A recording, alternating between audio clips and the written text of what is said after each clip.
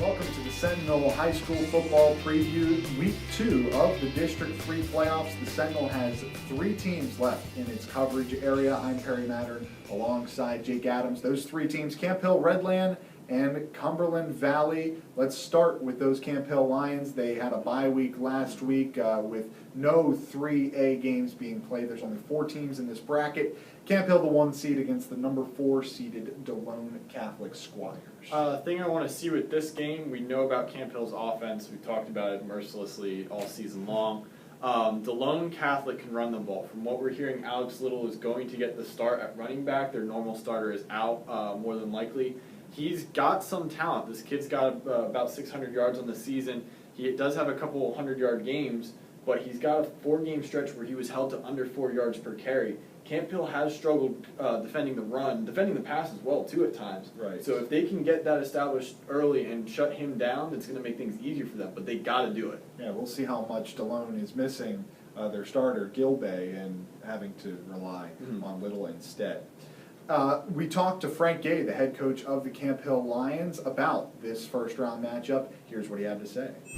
We're here with Coach Frank Gay from Camp Hill. Coach, it's been 2 weeks off you guys have had. What's practice been like for you guys? Very spirited. Last week we got on the field 3 days, gave the kids Monday and Friday off, but it's been very spirited. And this week, actually yesterday, I had to back them off because they're frothing at the bit to play. And when you don't play a Friday and you don't have something at the end of the rainbow at the end of the week, it's a little tough. So they're frothing at the mouth to play here, and Friday can't come fast enough. Do you view this as more of a positive that you guys get a chance to rest and kind of regroup and take 2 weeks to look at what's going on, or more of like this could possibly lead to some complacency and the fact that you guys haven't gotten a chance to play in a week? Well, we view it as a positive in the fact that we do get some times to heal some bumps and bruises. We're fairly healthy, and this gives us that week to recuperate. We have to guard against being complacent, and we've been working hard at practice to make sure that they're on spot, on point, and so far so good. Everyone knows about this offense. What do you guys got to do defensively to stop the combo of Cadis and Little that they have in the backfield? We've got to stop the run. We have got to make sure that we shut down the trap, and we got to get off the field. We got to make them get into their uncomfortable zone, which is throwing the football, and that's been our focus for the last 2 weeks. Is got to stop the run. Offensively for you guys then to backtrack, what do you guys got to do? Because this team is very potent, but is also prone to some lapses in control and everything. What do you guys got to do just to make sure you're playing your A game this week? Well, we got to make sure we hold onto the rock and make sure we don't have turnovers. And we feel that we can create some mismatches with their secondary. And then when we create those mismatches, we got to be able to run the football. We want to be balanced this game. We need to be balanced. We've been throwing the ball a lot, and it's been good to us. Not that we won't continue to throw it, but we've got to be able to run the football. Thank you to Coach Gay for taking some time to talk with us this week. And Jake, we talked about the defensive side for Camp Hill. As you mentioned, we've talked about the offense a lot, but it still needs to be said. You have a long time off there from the last game, and also their last game really wasn't much of a game. They haven't been challenged here in a bit. How fast do you expect Camp Hill to really get back into the groove? I wonder if their energy is going to be too much. If they're going to be too much chomping at the bit. That's what the coach really seems to be like. The guys want to get out there and play. They missed not being able to play this past week. So if they can get things settled right away, they'll be fine. But if they're coming out and the anxiety's there and it lingers for more than a couple minutes, they might have some issues. I want to see if Bill Williams can get established, because he doesn't have over 1,000 yards, because they've used him around just about everywhere they can. So maybe he's got a little bit fresher legs or something like that, although he's run for, it seems like miles and miles this year. Right. But we'll see. Maybe with the weather getting so much colder now, if they're going to rely on him a little bit more and some of those other backs that they have. We talk a lot about, and a lot of coaches tell us this too.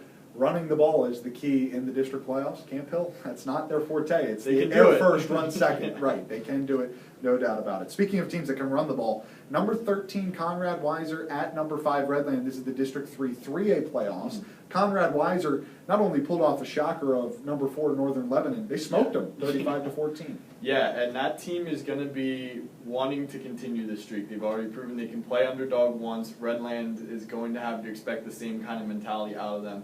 They cannot come into this game lackadaisical, looking at that double-digit seed and thinking that this is going to be an easy game.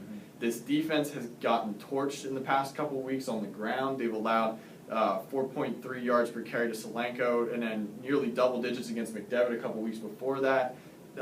They have shut down teams, but 6.5 yards per carry in the past 3 weeks is not going to get it done, like we said, when it's a running game in the playoffs. Right, and Conrad Weiser has plenty of guys that can do it. 4 guys with 45-plus carries, averaging more than 7 yards per carry. And you wonder, you look at the team on paper and you wonder how they were a 13 seed in the first place. Yeah. They just lost a few games here and there, a couple of close ones, but really playing their best football right now. This game should be a very good game, aside from what the seeds say. It's proof that in high school football, seeds rarely matter. You got McDevitt, they matter, Right, but rarely does it matter where you're seated once you get in. The goal is to get in, be healthy, have something going, have a skill that you are very, very good at, and then beat the other team doing that constantly. Speaking of one defining skill, Cumberland Valley, it's the defense, and they go to play number 2 Governor Mifflin, who has weapons all across the board here in the District 3 4A playoffs. And the Eagles allowed points for the first time in a month last week in their 28-14 win over Penn Manor, but they continue to grind it out, and if there's any team that gets better as the weather gets colder, it's the Eagles. Yeah, one thing that caught my eye, the team has allowed 4.2 yards per carry on the ground this season. But since week 4, when after they lost to Bishop McDevitt, that number is down to 3.8.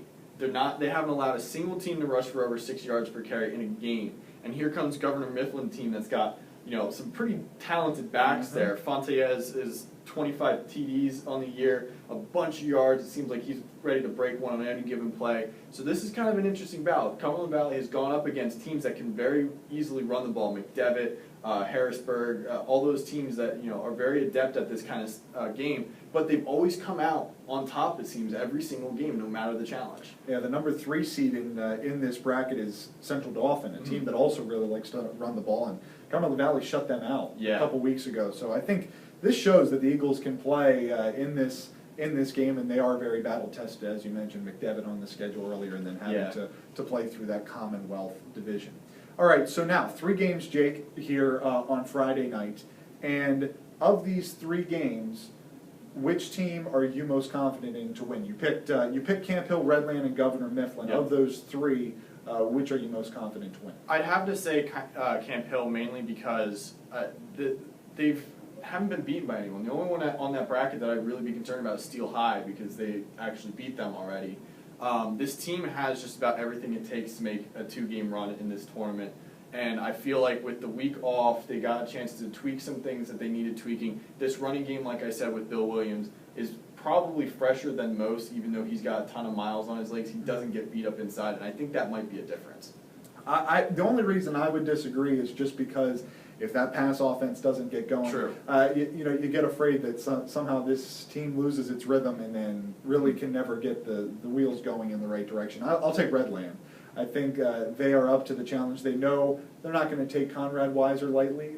I think they saw what they did to Northern Lebanon and don't believe that just because they're a 13th seed and whatnot. And I think they're going to be able to run the ball themselves as well. Overton is outstanding. Scott is outstanding. And Justin Johnson is a very good back as well. And we were talking a little bit about this. We think the Patriots are actually more successful when they use Overton, Johnson, then Scott, rather than Overton, Scott, then Johnson. Yeah, I was talking to you about it off camera. It looks like when Overton carries the ball more than 20 times a game, 4-0 this team is. When he carries it 20 or less, they're 4-3, which is still pretty good because they've gone up against McDevitt and Cedar Cliff in a couple of those losses.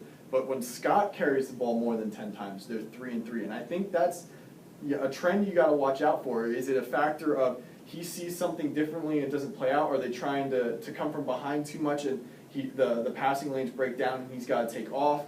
Is Overton just being shut down that much that he has no choice but to try and carry the load? And that's something you got to watch. This seems to spell if Overton is getting fed the ball consistently, this team is usually okay. Yeah, the Patriots, and they've done a good job with this, even if they have fallen behind. They've played a lot from behind, actually, this year. They do stay patient with the running game, and that will have to continue. All right, our Sentinel stars to watch. You are going with a group again. Yes.